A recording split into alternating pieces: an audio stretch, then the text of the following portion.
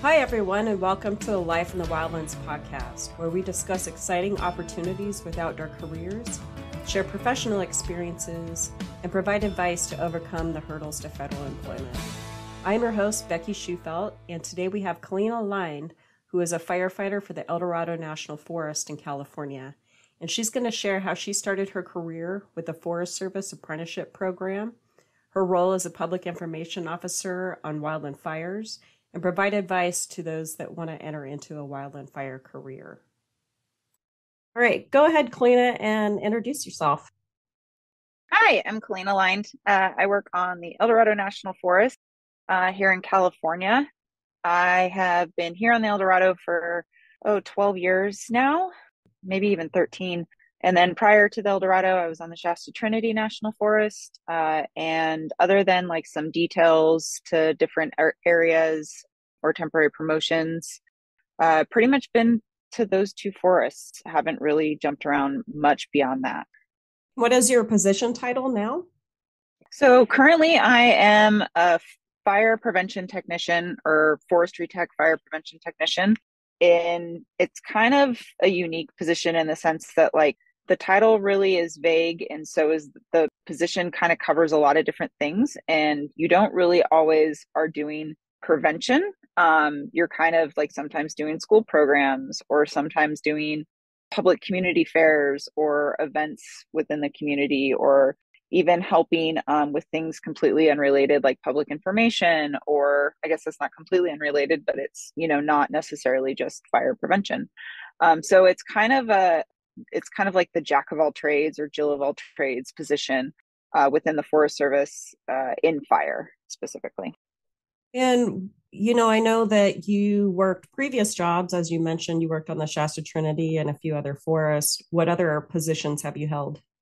Yeah, so the standard fire kind of pathway is, getting either seasonal for a few years and then going into the apprenticeship, or just getting an apprenticeship, which is what I did right out of high school.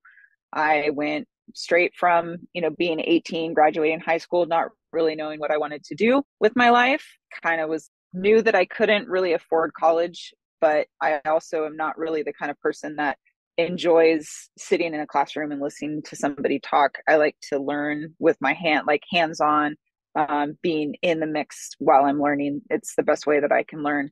So I wasn't really too excited about the prospect of getting out of high school just to go into college. And when I found out about the Forest Service opportunity through, I was at work. I worked at like a supermarket, and somebody came in with like a Forest Service fire sweatshirt on, and I just was like, "Hey, what's that about?" And they told me all about it and got me connected with their captain, which was on the Shasta Trinity, and they made sure I got all the training I needed to apply. Which, the basic training for fire it's a 40 hours of training. It's pretty, it's kind of just very, very much just a drop in the bucket of what you need to know, but it's just the basic safety things to be a wildland firefighter, and kind of just to get an understanding of the fire environment and fire safety and leadership and all of those things. And so that training I took, it's free. Even some places even offer to cover, to like hire you as a trainee firefighter. Here on the El Dorado, we do that. We hire you as a trainee firefighter to take the training. When I took it, it was just free. You volunteered your time and took the training. So they helped me get my foot in the door that way. And then once I got through that training, which, like I said, it was just 40 hours, it was just 4 10-hour days. And then I got my application in, which, as we know, the federal application process can be a little bit cumbersome and frustrating at times. So they helped me through that process. And when my application came up, they offered me an apprenticeship instead of a seasonal position, because even back then, and it's kind of starting again now, but back then they really were trying to get more people into more permanent positions. The apprenticeship wasn't at that point like kind of how it is now, but still it was a path towards a permanent appointment. And they were really trying to get more people into those type of positions. Similarly to like we're doing now, now we're not only offering a lot of apprenticeship positions, but we're also offering a lot of permanent seasonal positions, which is a permanent position, but you work seasonally. So you work 8 months out of the year, have 4 months that you're laid off, but it is a permanent position with retirement and healthcare and all the benefits that come with being a permanent employee. So they were doing something similar when I was offered the job, and they said, we're not offering any seasonal positions, but we would like to offer you an apprenticeship. And I didn't really know what that meant. I just knew that it meant, and I just asked them, does that mean that I have a job for the summer? And they said, yes. And so I said, yeah, I'd like to try that. That sounds like fun. And I didn't, at the time, looking back now, I'm actually very grateful that I accepted the position. But looking back now, I realized I had no idea that that meant I was basically signing up for a career with the Forest Service. At that moment, I just knew that I wanted a job in the forest. I was right out of high school, and I kind of wanted to travel and see the world and really just try to get a feel of where I wanted to be at for the rest of my life. And I didn't quite know that that meant being in a career with the Forest Service. But I am now grateful that I accepted that position because I did end up loving it, and I did end up sticking around. And are a lot of benefits to getting into this job early with our retirement in fire. After 25 years of service, you can retire at any age, or you can stick around to age 57, which is our kind of cutoff of when you have to retire as a firefighter. Getting in at 18, I can retire like in the next 5 years. Now I'm still fairly young, so I could either stick around with the Forest Service or look for other opportunities within the fire service or outside the fire service with all the qualifications I've gained. So there is a lot of benefits to kind of getting into it young, but there's also a lot of benefits to making sure that you like where you live, the stations that you work at, the people that you work with, the environment, all that kind of stuff too. So, but I was pretty grateful that I got my foot in the door that way. So after I was hired as an apprentice, the first 2 seasons I was on an engine. That's somewhat standard. Like you usually are as an apprentice, you're gonna pick 2 of the 3 kind of functional areas, the main functional areas, which are engine, hand crew, or helitac. And those are pretty much the 3 primary areas. The way that it's set up is you choose 2 of the 3 that you're most interested in, that you can kind of work on for the years that you're in apprenticeship. But back when I did it, you actually had to do 3 years, and each year was on a different module. So when you're on an engine, when you're on a crew, and when you're on a helicopter. I came in as an apprentice pretty late, so I actually ended up doing 2 seasons on the engine to get my engine time, because you have to have a certain amount of hours in each position. So I was on an engine for 2 years, and then went to Shasta Lake Hotshot, and then before I could move on to Helitac, I got cancer and couldn't fight fire operationally, but they made an exception for me, and really were super supportive in the fact that they knew that I couldn't work operationally, but I might be able to get back operationally. So they moved me into dispatch, and I needed dispatch time for my apprenticeship anyways. Like that's part of it. You also do fuels, dispatch. Yeah. And prevention. That's part of it so too. That's part of it too. So it kind of worked out because they were like, well, you need your dispatch time. So we'll move you into dispatch so you can do your dispatch time. But, also it was kind of neat, the situation that I was in. And so that was it. Did that allow you to get your cancer treatments and work more light duty while you were going through that then? Exactly. Yeah. Because I had like very depleted white blood cells, and they were worried that if I, was doing any operational work, if I had the energy for it, that if I was doing that work and I got cut or injured or something, that I might not be able to stop the bleeding. So I needed to kind of be in that more office setting during that time. And and it was like, I know that there's a lot of jobs out there that, you get injured, you get on light duty or sick leave or workers' comp or something like that. But I just think that it's kind of unique and rare to have the type of jobs that we have, where there are so many other Yes. options Uh-huh. that it's like, okay, this isn't working right now for X, Y, or Z. I have a sick family member. I am pregnant. I have kids. I have a spouse that needs my care more than, Mhm. than they did before. Whatever the situation might be that comes up in our lives, because all those types of situations do come up in our lives throughout Absolutely. time. All the Having, time.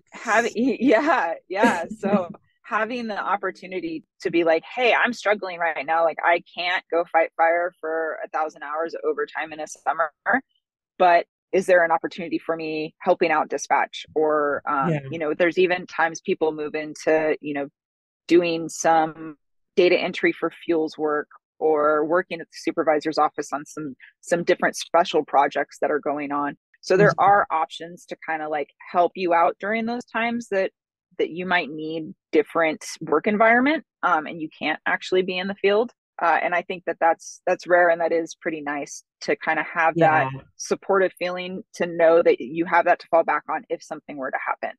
And the Um, flexibility so too. I know I've gone, yeah, I've had my own fair share of family matters. And although I wasn't in fire per se, but the agency has been really great, with being flexible in those kind of situations. But just to kind of go back a little bit about the apprenticeship program, can you yeah, just provide maybe our audience a little bit more of an explanation on what that program is? I know you mentioned there were totally. several things that you had to do, but how does one even know, about apprenticeship opportunities? How can they apply? Like, what is it about? Yeah. So a lot of people get confused because the apprenticeship and the permanent seasonals are very, very, very similar in the sense that they have both the same schedule. So they're both working 8 months on. And then when you're an apprentice, you're laid off for that 4 months as well as when you're permanent seasonal. So it's the same schedule. They're offered a lot of the same training and classes. So it's not, that's the part of it that's different. The main part of it that's different between the apprenticeship and the permanent seasonal is to move up or to promote as a permanent seasonal. You actually have to apply for the next kind of promotional level that you are in or above the one that you're in. So say, and this could get us on a whole nother tangent, but we work off of a GS scale. So general scale for pay, and there's different ratings. So GS3 is entry level, and then it goes all the way up to like, I don't know, GS 13, 14, 15. I'm not really even sure how high it goes, but Pretty um, high up there. so pretty high. Yeah. So, when you apply as somebody with either no experience or very limited experience with the working outdoors or, um, you know, doing arduous kind of work, you're likely going to apply at a GS3 level, which is the most entry level position. Some people could apply at the GS4 level if they have experience, like similarly to me. I had experience working in a meat department. I grew up on a ranch, so I had a lot of ranch experience to put in my resume. So a lot of those things actually bumped me up to a GS4 qualification level. Oh yeah, and you made a really good point, and this is something that I want the audience and people that I work with on the daily, like clients, that sometimes you don't think that your previous experience in a different realm will qualify you, but if you put it in your resume and you can show that you are capable of performing certain tasks even though they're not specific to fire or some of these other resources, that experience still counts towards something. And I think that's where people, especially trying to get into the federal service up front, is something that they sell themselves short on. Absolutely. Like I stress that to people all the time is when I'm helping people build resumes and apply to jobs with the Forest Service and fire, they'll, for example, they'll come in and they'll say, the only thing I've done is like, I've never had a job. The only thing I've done is like help my grandparents with their farm. And I'm like, well, what does that mean? What did you do with your grandparents? Well, we mucked stalls, we took care of animals. I'm like, okay, did you ever help them with fence repair? Yes. Okay, that counts. Did you ever help them? Did you ever cut a single branch with either loppers, a chainsaw, or just Hand a tools. handsaw. And they're like, yeah, yes. Okay, did you use a shovel? Yes. Like all of those things correlate because you're performing the action, but just in a different environment. So, and Exactly. that's, I think that's how I got yeah. my first job with the trail crew too. Is I'm like, well, I helped my dad build houses. I did a bunch of work. I know how to use hand tools. And so I think it's really important for people to know that, yeah, it's not fire related.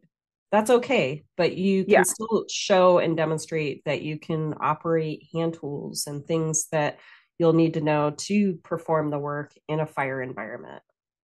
So those type of things to show in a resume, I think, are extremely important. But going back to the apprenticeship, so they're really the only major difference between the PSE and the apprenticeship is just to promote, you have to actually physically apply to that higher level. Whereas the apprenticeship, and this is where it's kind of like once you really get into this job, you'll learn all of these nuances.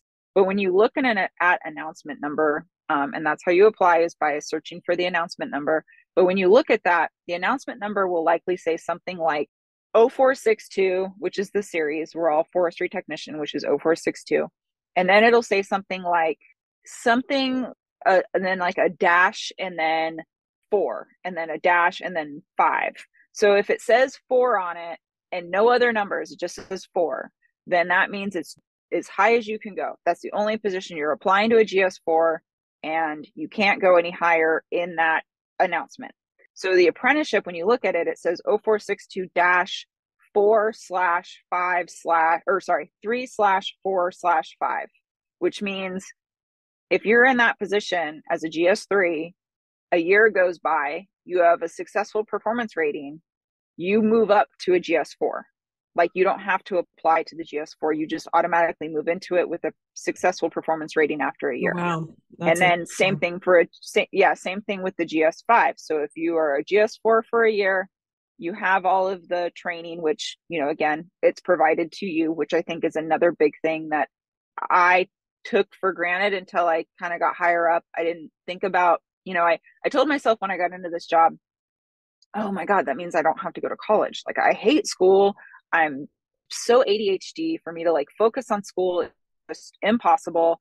This is like a hands-on job. I don't have to go to school anymore. Not realizing that like every winter, all as I do is go to school.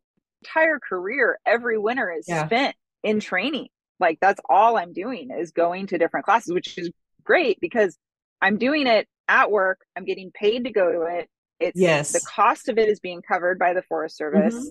Hmm. My travel is being covered by the Forest Service. So it's like they're paying me to go to college in a way just to advance my qualifications so that I can become like a better asset of an employee to the agency. So like they're getting benefit from it by me gaining qualifications, gaining experience, gaining training. But I also am benefiting from that because a lot of these classes have college credits. I can basically almost get a degree at this point. I've had so many college classes that have credits towards it. So I told myself I wasn't going to go to college and I couldn't do it, but in the sense like that's exactly what I Hmm. did. It's been throughout my career. When the apprenticeship, so 3, 4, 5, when you're a GS4, as long as you get that training to become a GS5, because there's certain trainings that you need to become a GS5 in fire. One is S290, which is I think it's advanced fire behavior. Don't quote me on that, but if you Google NWCG S290, it'll come up. It might be intermediate, but I could be wrong. So you have to take that class, and then you have to be a qualified firefighter 1 IC5 incident commander type 5. And so that with that qualification and with that training, you can qualify as a GS5. So as long as you have those two things, and it's been a year since you've been a GS4, you automatically move into that GS5, which is a lead firefighter position. If you're interested in it, then it doesn't matter because you want to learn more. And Yes. it's not the same as going to college because you're not forced to take all these, general ed No. classes and whatnot. So going back, one thing I wanted to ask you is you mentioned that there was a free training that you took to get your basic 40 and wildland fire courses. Yeah. So So how did you find that in a free environment? there's a lot of different ways. Of course, I'm more on the El Dorado side. So, of course, I'm going to promote our own program, but there are other programs too. So, don't think this is the only one, because a lot of forests out there, if you reach out to their fire program and ask them if they either have or offer a basic 40, and that's all it's called basic 40. If they offer a basic 40 for wildland firefighting on their forest, a lot of them will say yes, and they do. Not all. There are a lot of places that are really connected. The forest is really connected with the junior colleges. And a lot of times there's like a forestry division within a junior college. And the junior college will actually have the basic 40 as like part of their curriculum. The reason they kind of partner with them is one, it promotes the junior college more to kind of make some money off of providing that training. It takes the workload of providing that training off the forest, which is another benefit because it is a lot of work to host these. So you might find it through some junior colleges in your area, depending on where you're from. You might find it on some local forests near you where you're from. But the program we have here on the El Dorado, we call it the readiness training. And the only reason we did that is just because it's a little bit more than just the basic 40. Like the basic 40, you actually can take it online too for free. If you are okay with death by PowerPoint, which if you're that kind of person that can focus, my hands go down to you because I can't. Yeah. But if you can focus on PowerPoints for about 8 hours a day for 4 days, 4 to 5 days, you can take it online. And I'll go over kind of where you can find that here coming up, but it is offered for free online as well. However, we do an in-person one. We call it the readiness training because we teach, I would say probably 70 to 75% of it in the field.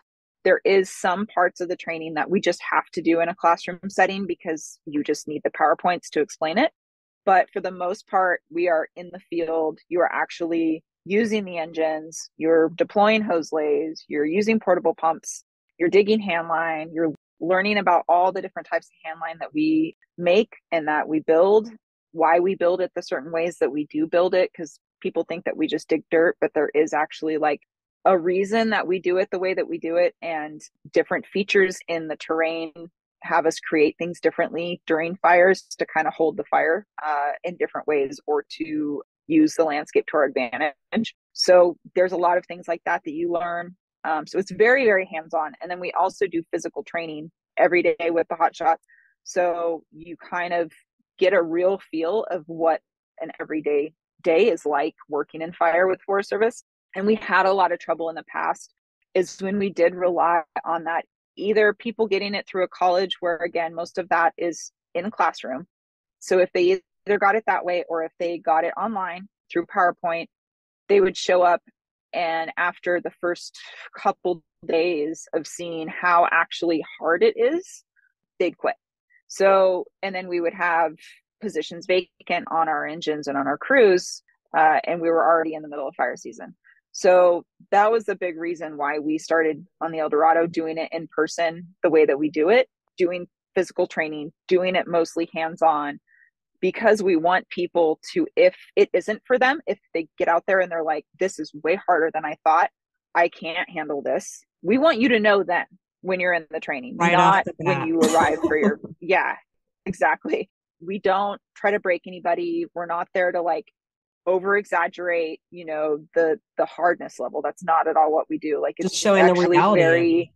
Yeah. It's showing the reality, and it's very like slow, methodical, explaining like a lot of people have never actually been taught how to use efficiently like hand tools. So if we're going to give you a Pulaski and you start swinging it and we see that maybe you're not doing it the most effective way, or you're going to get burnt out super quick because you're using your muscles a way that you're not going to be able to sustain it for 16 hours, we're going to stop and be like, hey, let me show you this, and actually try to like train people in the proper ways to do it that maybe they just never had experience before, because being around it's a different environment. Professionals, I mean, it's different. Like you using a tool for 16 hours all day long on a fire is going to be way different than you just grabbing it to do a little bit of work around your property Yeah. or your, parents' property or whatever the case. So that's why we do it in person. And to find that, we are offering that training. It's coming up in March.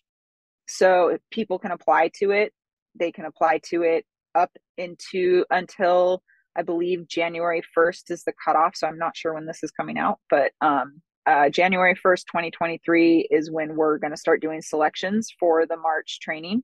But our website for the Eldorado is Eldorado NF as in National Forest Jobs, JOBS. So EldoradoNFjobs.com. And it's not a .gov, it's a .com. So just make sure you know that.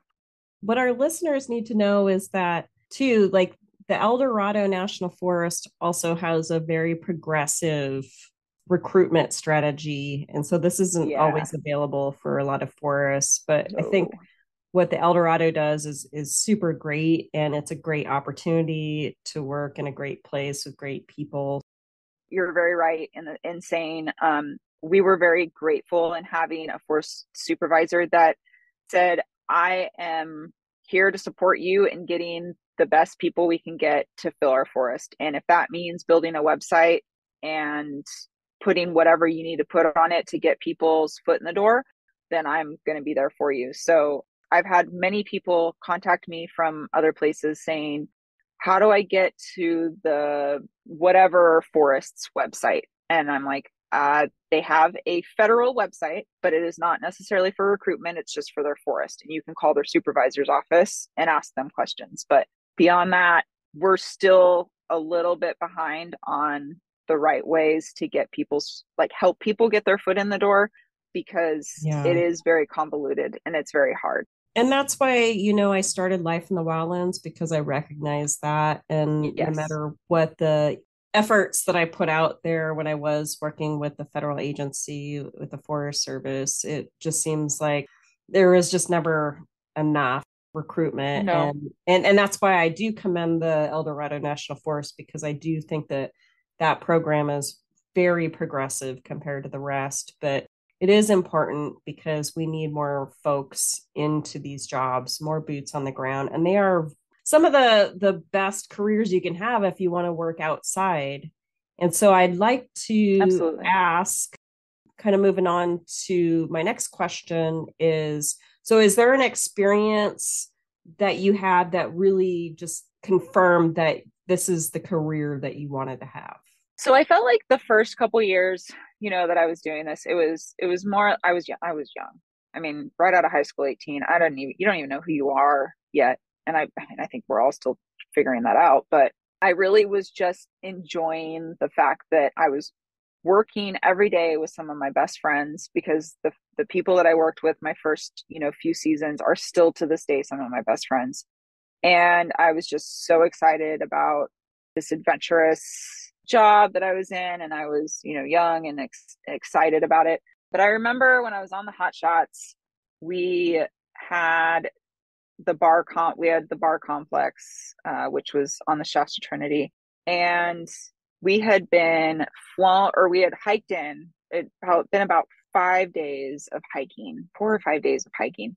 And I mean, I think we were somewhere around like 30 miles in, somewhere between like 20 to 30 miles in on this trail in the wilderness at this point. And we were putting in direct line, and we were also doing some burning. And, we were just like really trying to corral this fire that was deep in the wilderness.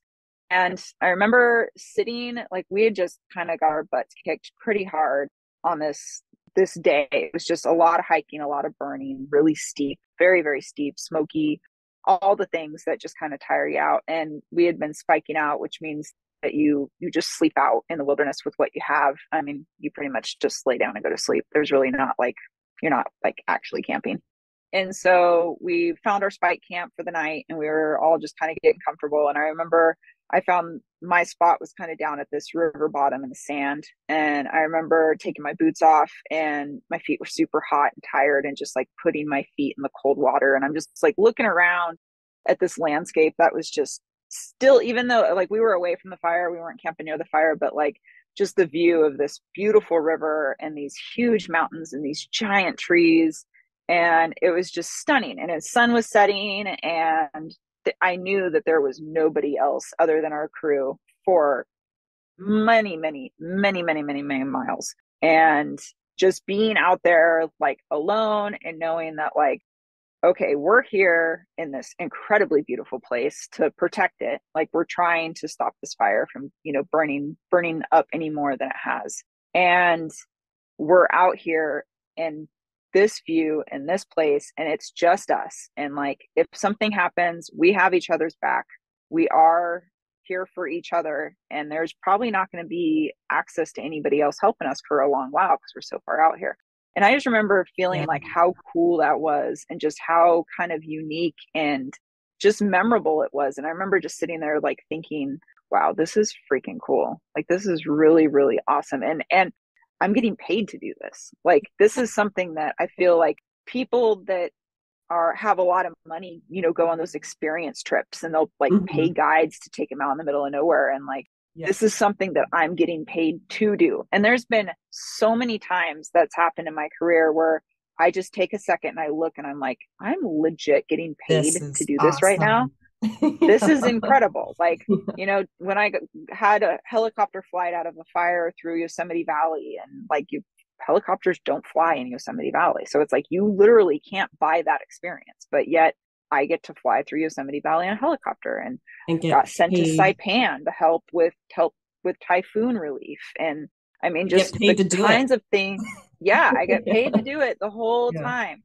And so there's not many jobs that, and I'm not saying that like my whole career is just day after day of like incredibly awesome stuff, because there is a lot of like just not exciting things to do in between those. But I'll say, but those times that make it all worth it, though, when you get it does, and you're like thinking like, wow, I'm getting paid to be in this amazing place right now. And that doesn't happen every day. That's the reality. It doesn't. But it definitely, those times make it all worth it. And it has happened a lot.